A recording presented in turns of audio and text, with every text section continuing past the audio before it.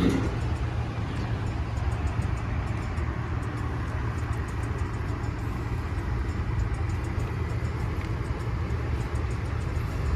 Friends, আসসালামু আলাইকুম। সবাই কেমন আছেন? আমার ছোট্ট একটা বারান্দায় আমি পুঁইশাক গাছ লাগাইছিলাম, আর গাছগুলো একটু বড় হয়ে গেছে। এখানে দুই কালারের পুঁইশাক, একটা হচ্ছে লাল কালার ডাটা, একটা হচ্ছে সবুজ কালার।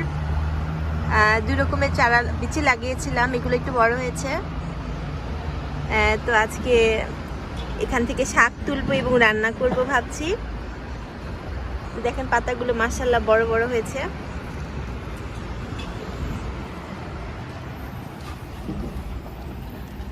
তো জার্মানিতে তো মানে 7-8 মাস ঠান্ডা থাকে, তো শীতের সময়টা বেশি। তো সামারের অল্প কিছু সময় থাকে 4-5 মাসের মতন। তো এই সময়টায় আমরা বারান্দায় একটু একটু করে গাছ লাগাই। তো আমার ছোট একটা বারান্দা, তো আমি লাল শাকও লাগিয়েছিলাম। আমার লাল শাক বড় হয়েছে এবং আজকে ভাবলাম পুঁই শাকগুলো একটু কাটি। তো বিদেশের মাটিটা ভালোই, অনেক মাটি সারযুক্ত থাকে এবং অনেক মাটি এক্সট্রা সার কিনতে হয় এবং মাঝে মানে সার দিতে হয়। তো আমি মাঝে মাঝে অল্প করে সার দেই। তবে মাটিতে যখন গাছ লাগে তার আগে সারটা মিক্স করে পুঁই শাকের বিচি লাগিয়ে দিলে তাড়াতাড়ি করে গাছগুলো বড় হয় এবং ভালো করে মানে প্রচুর পরিমাণে পাতা গজায়।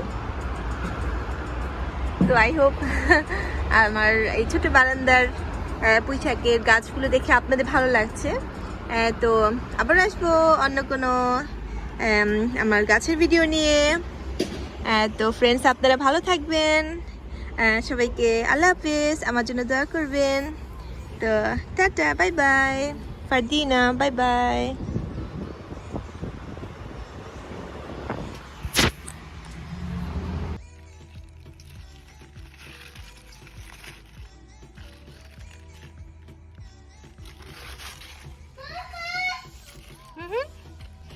Mama.